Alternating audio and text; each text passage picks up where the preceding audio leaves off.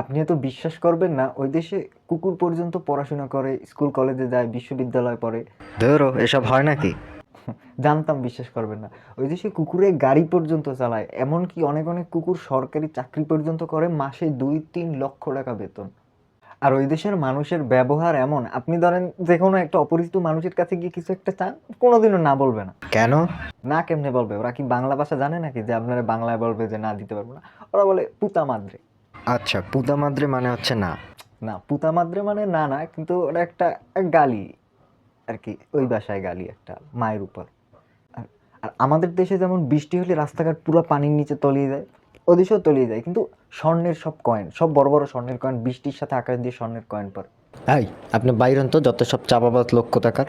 আচ্ছা আচ্ছা, শোনেন যে ওই দেশে মাছের ডিম কত বড় বড় হয়। ধরো জানতো আপনি? হিংসা।